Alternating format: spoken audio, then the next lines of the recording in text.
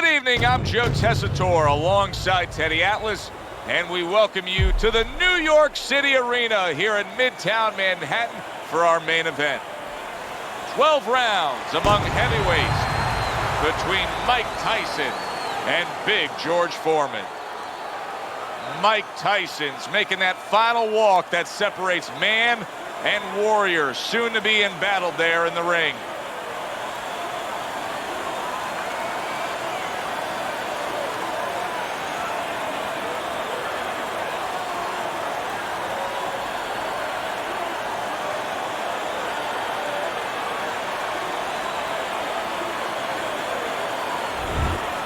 George Foreman's making his way to the ring now, and you can see how focused he is on the task at hand.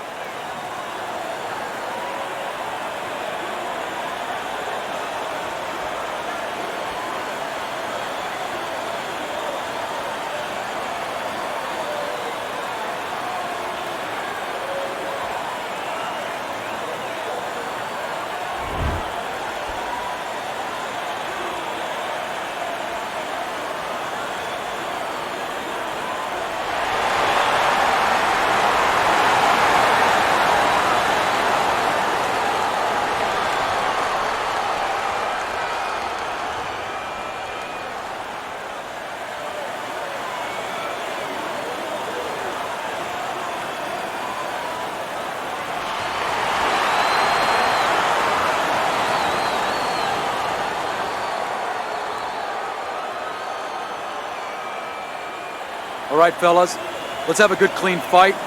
Touch him up and let's go.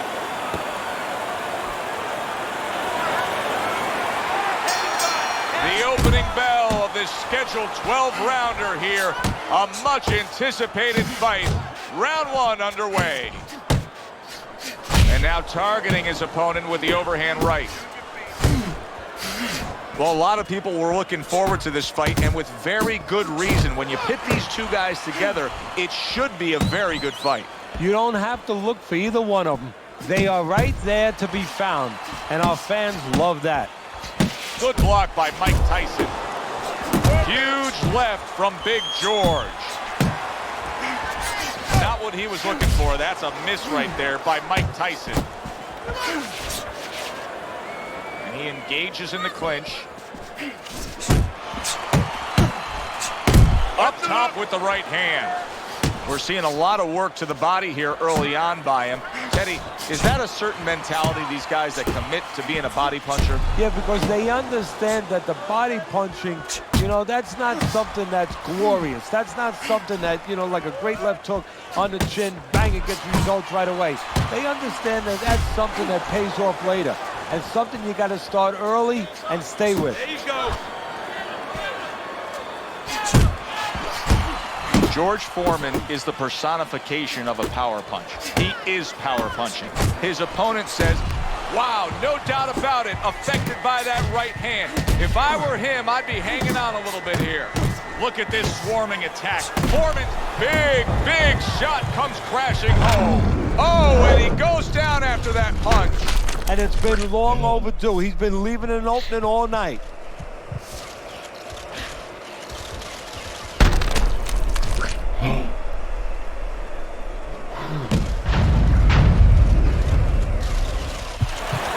One, two, three, four, five.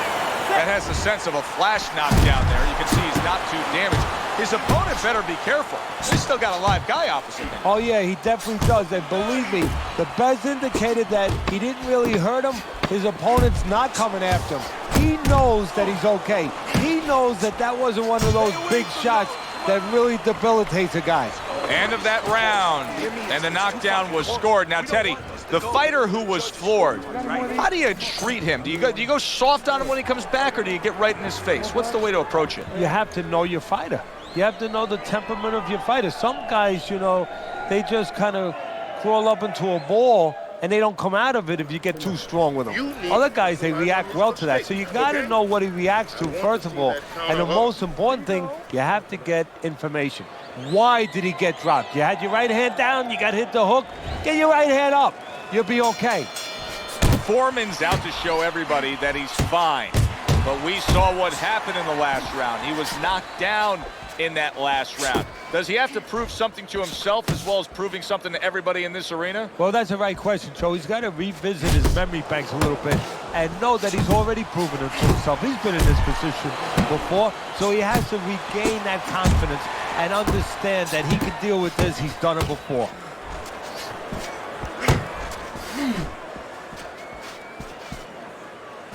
A little give and take, and here comes the left hand. Body shot lands. It was the right. Oh, good exchange there. Big George Foreman with a big right hand.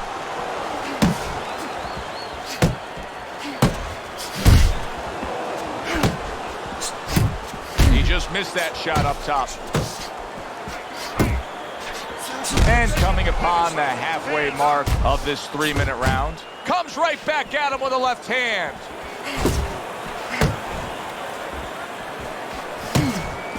He gets to him with an uppercut. Oh, man, he's in rough shape after absorbing that blow. Oh! And he crashes to the canvas once again. He's gotten up before. What about this time?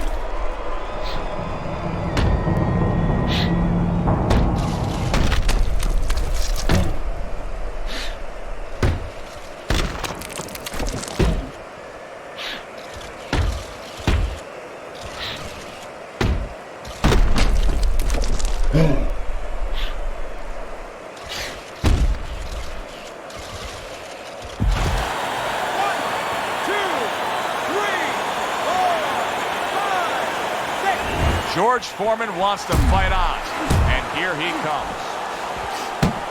Good block by Mike Tyson.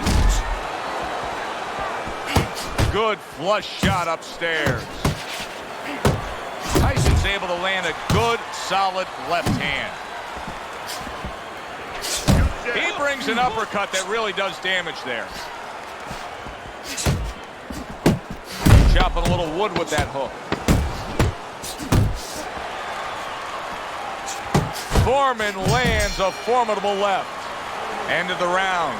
So he scores the knockdown and now heads back to his corner. Teddy, do you ever have to calm a guy down after he scored a knockdown? That's a really great point, because a lot of times that can be the turning point, but not for your guy that scored the knockdown, for the other guy, because sometimes when you score a knockdown, you start to think it's going to be an easy night, and you forget what you knew when you came in. That wasn't going to be an easy night. You're going to have to bring all the tools out of the tool shed, and it's important to remember that. Keep busy. Don't take a break with this guy. You hear me?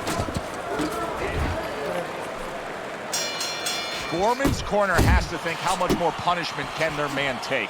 They start a fresh round, coming off yet another round which their man was down in. Look, Joe, there's been tremendous comebacks in this sport before. You just never know about how deep the reserve is in one man's body or mind. Tyson's winning the fight to me based on his overall speed. He's just a faster, quicker fighter, and it's making it so that he's able to employ his ways and get the best of his opponent. Oh, he has that physical asset, no doubt about it. You can see it. But he has to be careful that he doesn't get carried away. He doesn't get reckless with that speed. Hit the body. You got this one. Nice work.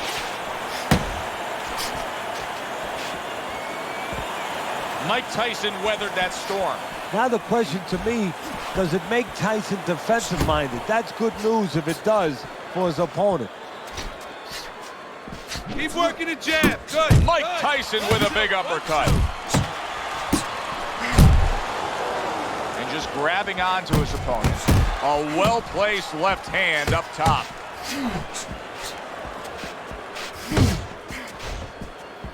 Pace yourself. Unable to make an impact there by George Foreman.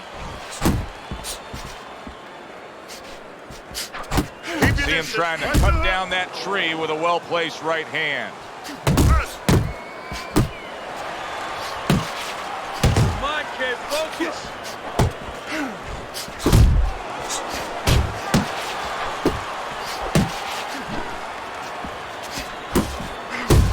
Firing off the uppercuts. Great exchange. Just 10 seconds to go in this round. And a big right hand comes crashing home from Tyson. And that's the end of round 3. Relax. Relax. Are you all right? Here you go.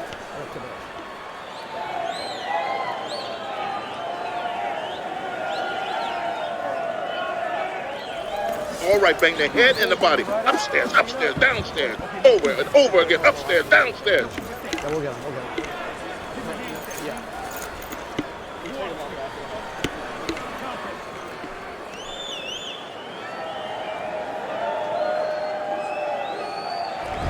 Well, with 3 rounds complete here, it's worth a look at Teddy's scorecard to see where he sees it. Foreman's got a cut. It looks like it's below the eye, on the cheek, but it's something that needs to be monitored. Foreman crushes home a left. Tyson scores with a jab. George Foreman's got to deal with a cut on his cheek right now. The good news is it's below the eye, but still, it could get nasty as the fight progresses. Committing to the work downstairs with the left. Mike Tyson's showing us some improvement here offensively. I mean, you can see that he really worked hard in training camp of bringing a varied offense to this fight. You know, that's a good point, Joe. You know what's working for him, really, is that his opponent thought that he was going to see the same thing that he had seen in the past. Now this change here is catching his opponent by surprise. Takes one to give one. He comes back with a right hand.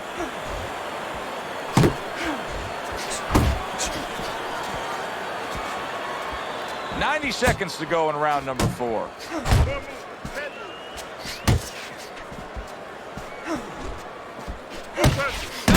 Good right hand by Mike Tyson. George Foreman's punches just don't look like what they should look like right now, Teddy. I know he's thrown a lot early on here, but there's no oomph on them. Well, that's the other side of it. There's always a flip side to a coin, and the flip side here in the boxing ring, yeah, he threw a lot of punches, but they didn't affect the guy. Right now, I think he's giving in a little bit. A thundering right hand from George Foreman. Tried to land that upstairs and was off the mark. One, two. Relax.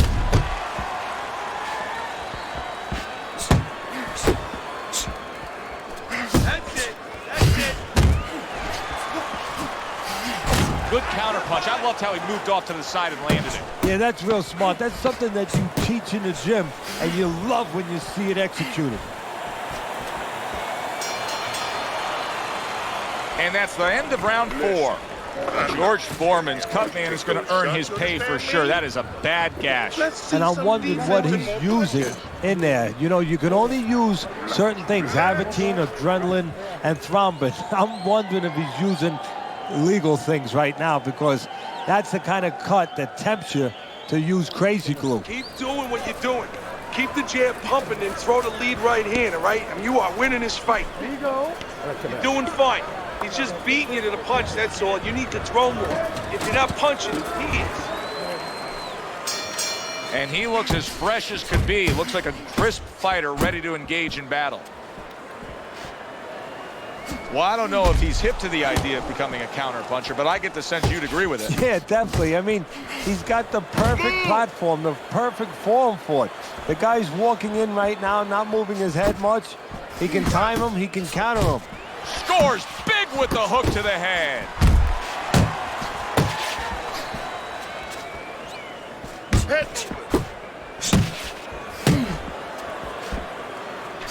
Tyson's doing well, sticking to a game plan on the outside.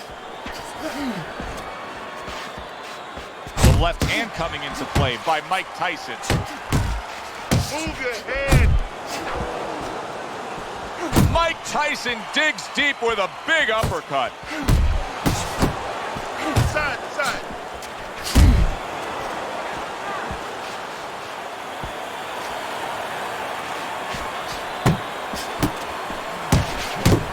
Oh, and there he lands the right hand. Big shot there.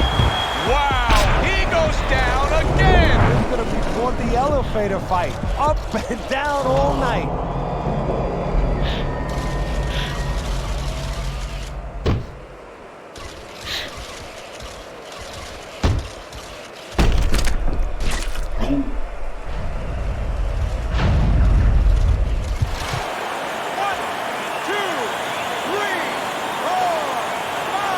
It's over. The this fight is over.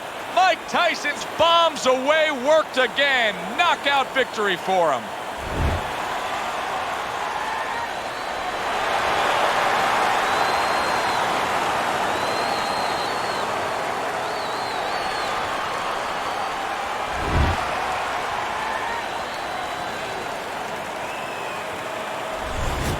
Mike Tyson's fitting end to a very strong night for him. There is a business component to this game here, this boxing game. And the business component is, yeah, you got to win, but you want to win spectacularly. You want to get people interested, excited. He just did that.